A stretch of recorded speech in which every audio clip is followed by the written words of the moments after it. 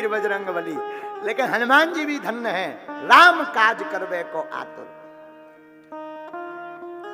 हनुमान जी बन गए। अब देखना राम काज करवे को आतुर कैसे सिद्ध होगी चौपाई। रावण के दरबार में हनुमान जी बन गए। किसी ने कहा तुम हार गए, रावण जीत गया। धन्य है वीर बजरंग बली। बोले चाहे हम जीते चाहे हारे, बात हार जीत की नहीं है, बात तो राम काज की है। राम जी का काज होना चाहिए, चाहे जीत के हो चाहे हार के हो। बाहरे हनुमान जी। इसलिए श्री हनुमान चालीसा में लिखा, राम काज करिबे को। और जिस व्यक्ति को काम सिद्ध करना हो, अपना कार्य सिद्ध करना हो, 4 नीतियों का प्रयोग करना चाहिए।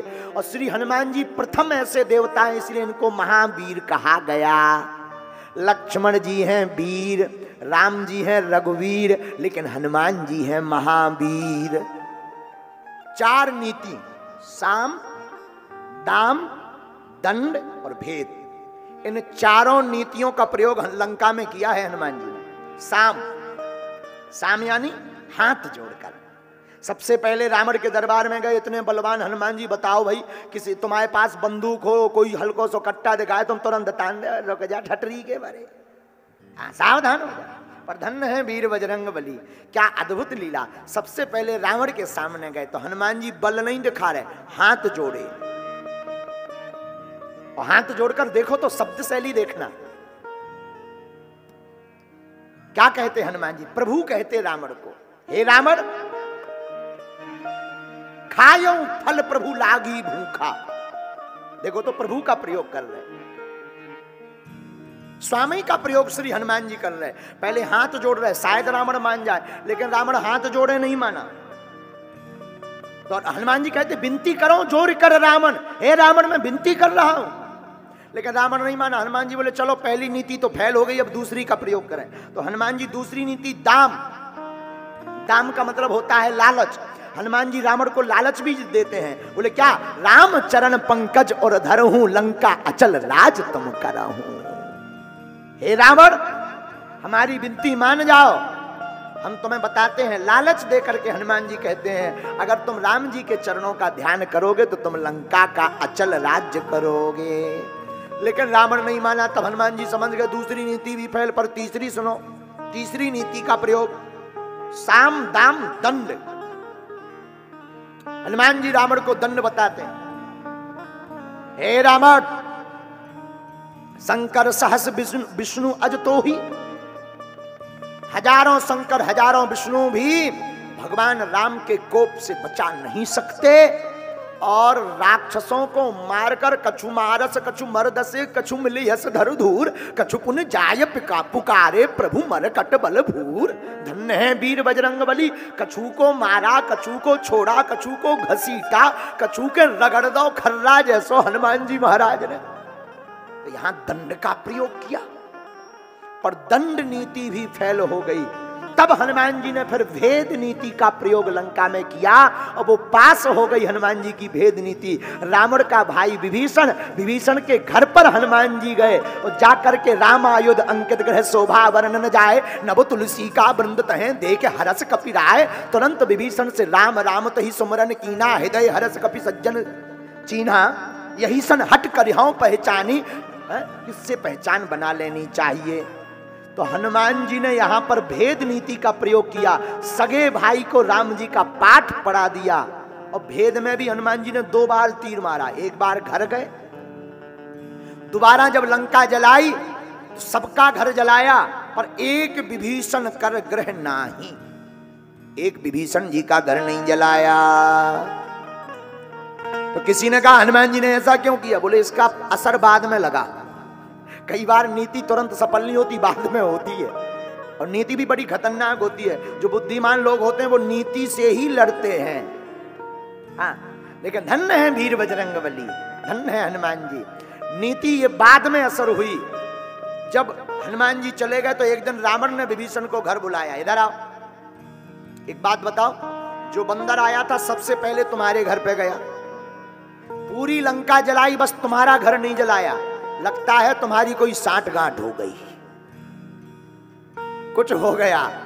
और यहाँ पर ये जो है भेद नीति सफल हो गई हनुमान जी की। तो धन्य है हनुमान जी। लेकिन हनुमान जी काम करके आ गए, राम काज करके आ गए। हम लोग काम काज में विदे, हनुमान जी राम काज में विदे। इसलिए गोस्वामी जी ने श्री हनुमान चालीसा में लिखा,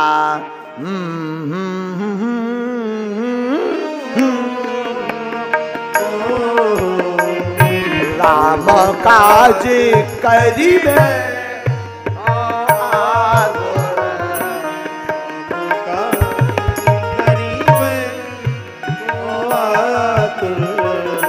राम काज करिबे को आतुर, राम काज करिबे को आतुर।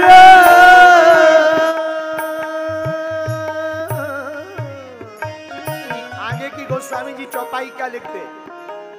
प्रभु चरित्र सुनबे को रसिया, प्रभु चरित्र सुनबे को रसिया, राम लखन सीता बसिया, राम लखन सीता मन बसिया, राम लखन सीता मन बसिया, राम लखन सीता मन बसिया।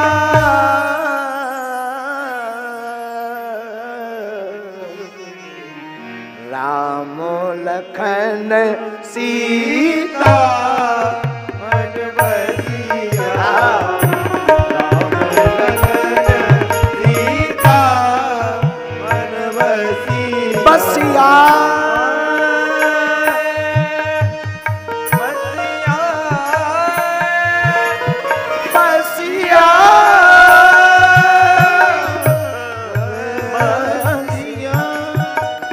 प्रभु चरित्र सुनबे को रसिया, प्रभु चरित्र सुनबे को रसिया, प्रभु चरित्र सुनबे। कली कुल शेखर प्रातः स्मरणीय पूज्यपाद श्री गोस्वामी तुलसीदास जी महाराज दूसरी पंक्ति में श्री हनुमान चालीसा की कहते हैं, हनुमान जी महाराज प्रभु चरित्र सुनने के रसिया हैं। और गोस्वामी तुलसीदास जी को भी भगवान की कथा में ही हनुमान जी से मुलाकात हुई, और हनुमान जी से मुलाकात के बाद राम जी से मुलाकात हो गई। इस बात की सीधी सी बात है कि जो राम की कथा का रसिक होता है, जो भगवान की कथा सुनता, उसे हनुमान जी मिलते हैं, और जिन्हें हनुमान जी मिल जाते हैं उन्हें राम जी भी मिल जाते हैं।